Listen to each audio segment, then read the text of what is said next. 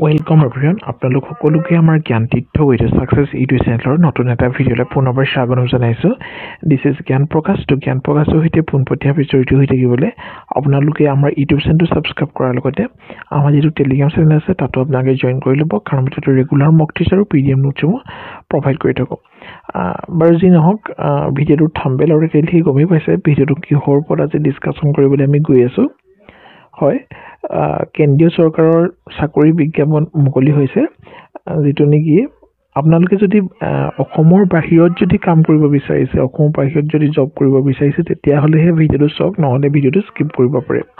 ঠিক আছে, তো ইয়াতে কেৱল দশম শ্ৰেণী উত্তীৰ্ণ আবেদন কৰিব পাৰিব। তাৰমানে দশম শ্ৰেণীৰ পৰা দ্বাদশ শ্ৰেণীলৈকে যিসকলে পঢ়িছে বা দ্বাদশ শ্ৰেণী উত্তীৰ্ণ, বেলেগ বেলেগ পোষ্টৰ কাৰণে বেলেগ বেলেগ শিক্ষাগত অৰ্হতা আছে। গতিকে ভিডিঅ'টো আপোনালোকে সম্পূৰ্ণভাৱে চাওক, তেতিয়া সকলোখিনি গম পাব।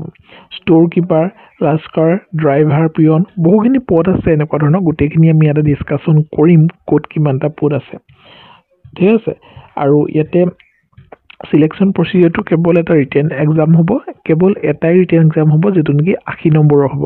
আৰু 80 নম্বৰৰ ভিতৰত আপোনালোকে 50% যদি পায়, তাৰমানে 40+ যদি পায়, দেন মই ভাবিছোঁ আপোনালোকৰ সিলেকশ্যনটো হ'ব। ঠিক আছে, আমি ডিটেইলছত আলোচনা কৰোঁ। মই ডিৰেক্টলি অফিচিয়েল নটিফিকেশ্যনখনকে লৈ আহিছোঁ।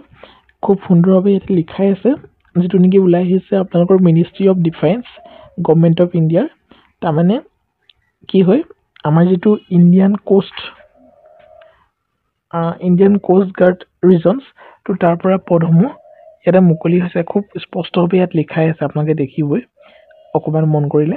আৰু recruitment for filling up of civilian post, গোটেই পোষ্টখিনি চিভিলিয়ান পোষ্ট হয়। Applications from eligible candidate are invited for the following posts to be filled on direct recruitment basis as indicated below. একদম direct recruitment ইয়াতে হ'ব, এটাই written exam হ'ব। গতিকে মই ভাবোঁ আপোনালোকৰ কাৰণে ভালেই হ'ব পোষ্টখিনি, গতিকে আবেদন কৰিব পাৰে। ইয়াতে ষ্ট'ৰ কিপাৰ গ্ৰেড 3 এটা পোষ্ট হয়, ষ্ট'ৰ কিপাৰ। ইয়াতে এটাই পোষ্ট আছে। আপোনালোকৰ জব লোকেশ্যন কিন্তু চেন্নাই হ'ব। মই প্ৰথমতে সেইটো কাৰণে কৈছিলোঁ, চেণ্ট্ৰেল গভৰ্ণমেণ্টৰ যিহেতু জব, গতিকে অসমত পোষ্টিং নহ'বও পাৰে, অসমৰ বাহিৰত পোষ্টিং হ'ব। আৰু আপোনালোকৰ লেভেল 2ত আপোনালোকে দৰমহা লাভ কৰিব। তাৰমানে বেচিক পে'টো 19,900ৰ পৰা 63,200। তাৰমানে আপোনালোকে ইনিচিয়েলি চেলাৰী 39 to 40, 41, 42 এনেকুৱা ধৰণৰ লাভ কৰিব। ইয়াতে কেটেগৰীটো কিন্তু ST কাৰণে ৰিজাৰ্ভ কৰি থোৱা আছে। ইয়াতে আপোনালোকে 12 পাছ হ'লে আবেদন কৰিব পাৰিব, লগতে 1 year এক্সপিৰিয়েঞ্চ লাগিব in handling stores from any recognised firm of central or state government organisation or public sector undertaking. তাৰমানে এবছৰীয়া জাষ্ট আপোনালোকৰ এক্সপিৰিয়েঞ্চ এটা লাগে। গভৰ্ণমেণ্ট, প্ৰাইভেট, যি নহওক, প্ৰাইভেট হ'লেও একো কথা নাই, ইয়াতে আবেদন কৰিব পাৰিব। আৰু এইটো STৰ কাৰণে কিন্তু ৰিজাৰ্ভ আছে। ঠিক আছে, নেক্সটটো চাওক। নেক্সটটো আহিলে ইঞ্জিন ড্ৰাইভাৰ। ইঞ্জিন ড্ৰাইভাৰ পদত হ'ব নিযুক্তিৰ। ইঞ্জিন ড্ৰাইভাৰ কাৰণে তিনিটাকৈ পদ আছে, চেন্নাইতে হ'ব আপোনালোকৰ জব লোকেশ্যন। আৰু লেভেল 4ত আপোনালোকৰ ইয়াতে দৰমহা দিব 25,500ৰ পৰা 81,100 টকালৈকে। ইয়াতে EWS, ST আৰু OBCৰ কাৰণে প্ৰতিটোৰে কাৰণে এটা পোষ্ট আছে, 3টাকৈ পোষ্ট। ইয়াতে matriculation pass from a recognise board, আপোনালোকে মেট্ৰিক পাছ কৰিলেই হ'ব। ইয়াৰ লগতে চাৰ্টিফিকেট থাকিব লাগিব of competency as engine driver from a recognise government institute or equivalent. তাৰমানে চাৰ্টিফিকেট এখন থাকিব লাগিব এজ এ ইঞ্জিন ড্ৰাইভাৰ হিচাপে। আৰু ডিজায়াবল কৈছে, আপোনালোকৰ এইটো নাথাকিলেও একো প্ৰব্লেম নহয়।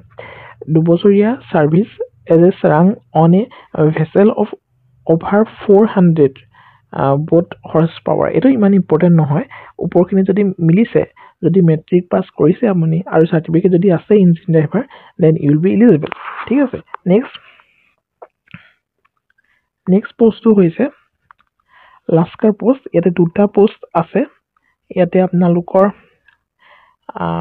লেভেল 1ত আপোনালোকৰ দৰমহা দিয়া হ'ব। UR আৰু EWSৰ কাৰণে ইয়াতে ৰিজাৰ্ভ আছে। কাৰণ UR মানে সকলোৱে এপ্লাই কৰিব পাৰিব। মেট্ৰিক পাছ হ'লে আবেদন কৰিব পাৰিব। আৰু 3 বছৰীয়া এক্সপিৰিয়েঞ্চ ইয়াতে বিচাৰিছে। এক্সপিৰিয়েঞ্চটো ডিজায়াবল হয়, নাথাকিলেও একো প্ৰব্লেম নাই। Next civilian motor transport driver বা অৰ্ডিনেৰী গ্ৰেড, সেইটো 3টা পোষ্টে আছে। ইয়াত আপোনালোকৰ লেভেল 2 হিচাপতে দৰমহাটো দিব। SC, UR আৰু EWSৰ কাৰণে এইখিনি ৰিজাৰ্ভ হৈ আছে। আৰু ইয়াতে যদি আপুনি 10 পাছ কৰিছে, মাষ্ট পজেছ এ ভেলিড ড্ৰাইভিং লাইচেন্স লাগিব both heavy and light motor vehicle ঠিক আছে তো যদি আপোনালোকৰ কোৱালিফিকেশনছটো মেটচ কৰিছে দেন এপ্লাইটো কৰি ল'ব ঠিক আছে আৰু আছে পিয়নৰ পদ 4টা পদ আছে ইয়াতে লেভেল 1 হিচাপত আপোনাক দৰমহা দিব দুটা পদ ইউআৰৰ কাৰণে এটা ইডব্লিউএছৰ কাৰণে আৰু এটা ইউআৰৰ কাৰণে আছে মেট্ৰিকুলেশনছ পাস হ'ব লাগিব আৰু দুবছৰীয়া যদি এক্সপেৰিয়েন্স আছে দেন ভাল হয় নাথাকিলেও একো প্ৰবলেম নাই আপোনালোকে এপ্লাই কৰিব পাৰিব নেক্সট ৱেল্ডাৰ সেমি স্কিল্ডৰ এটা পোষ্ট আছে ইয়াতে লেভেল 1 হিচাপতে দৰমহা দিব এসসি কাৰণে সিডিল কাষ্টৰ কাৰণে এটো ৰিজাৰ্ভ হৈ আছে আৰু মেট্ৰিকুলেশন পাস হলে এপ্লাই কৰিব পাৰিব from a recognized board হ'ব লাগিব নহলে যদি আইটিআই হৈছে দেন হৈ যাব আৰু যদি 3 বছৰীয়া এক্সপেৰিয়েন্স আছে দেন বেছি ভাল হয় নাথাকিলেও কোনো প্ৰবলেম নাই নেক্সট ইয়াতে স্পষ্টকৈ কৈছে vacancies are subject to change due to administrative reason vacancy বাঢ়িবও পাৰে সময়ত initial place of postings as mentioned above may also change subjects to administrative reasons তাৰমানে এপয়েন্টমেন্ট যত হ'ব জয়েন মানে আপোনালোকৰ প্লেস অফ পোস্টিং যত হ'ব হেতু ইয়াতে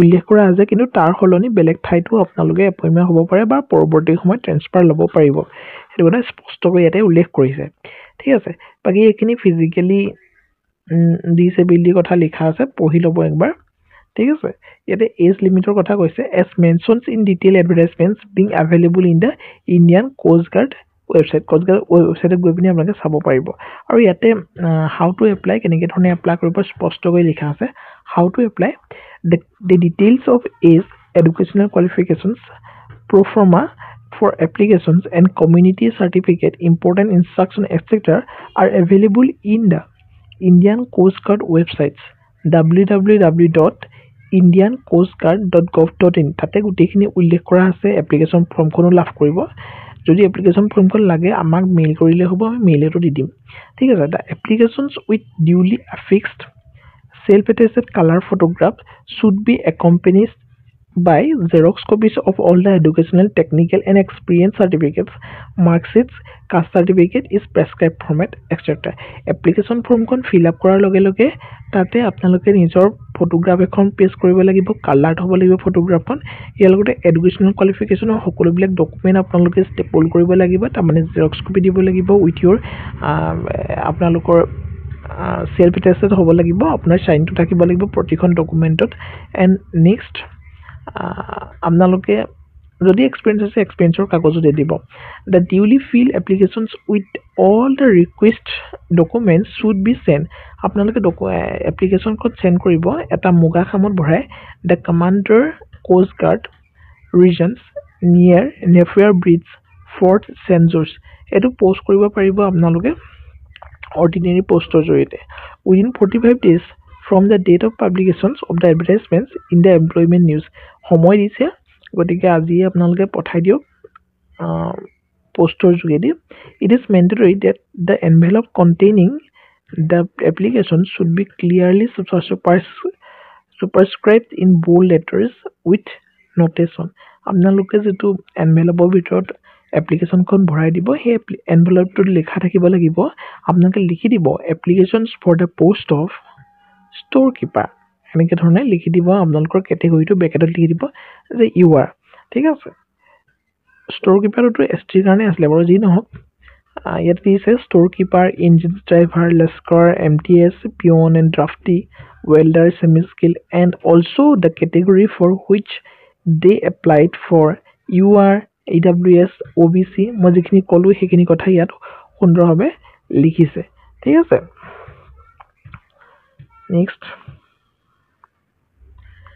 ইয়াতে স্পষ্টকৈ লিখিছে সিলেবাস কেনেকুৱা ধৰণৰ হ'ব পৰীক্ষাৰ কাৰণে ইয়াতে পৰীক্ষা আপোনালোকৰ 4খন পেপাৰ থাকিব মানে একেখন পেপাৰতে আহিব 4টা আপোনালোকৰ general knowledge mathematics general English আহিব সব প্ৰতিটোৰে 20 মাৰ্কস আহিব 20 নম্বৰ 20টা কোৱেশ্চন আহিব আৰু relevant trade test for technical post বিয়া মানে আপোনালোকৰ ইঞ্জিন ড্ৰাইভাৰ কাৰণে ইঞ্জিন ড্ৰাইভাৰ ওপৰত লফ দিব লাস্কাৰ ৱেল্ডাৰ এইখিনিৰ পৰা 20 মাৰ্ক আহিব ঠিক আছে আৰু টোটাল 80 মাৰ্কৰ পৰীক্ষা 1 ঘণ্টাতে আপোনালোকে দিব লাগিব ঠিক আছে মোড অফ সিলেকশনটো ইয়াতে স্পষ্টকৈ লিখা আছে একবাৰ চাই ল'ব আপোনালোকে কি দিছে all applications will be Scrutinized subject to eligibility criteria, and admit card call letters will be issued to the shortlisted candidates for document verification and appearing in written examination. তাৰমানে আপোনালোকে এপ্লাই কৰাৰ পিছত আপোনালোকৰ মাৰ্কশ্বিট চাব, certificate চাব, তাৰপিছত আপোনালোকে শ্বৰ্টলিষ্টেড কৰিব, শ্বৰ্টলিষ্টেড কৰা সকলক এডমিট কাৰ্ড ইছ্যু কৰিব। Biometric mobile verification will be done before on admissions of the candidates for written examinations. Candidates are allowed to write exam only with possessions of ink signed admit card call letters. The written examination will be pen paper based and 1 hour duration. So written examination to online mode no hoy, etu pen paper OMR besote written examination to hobo.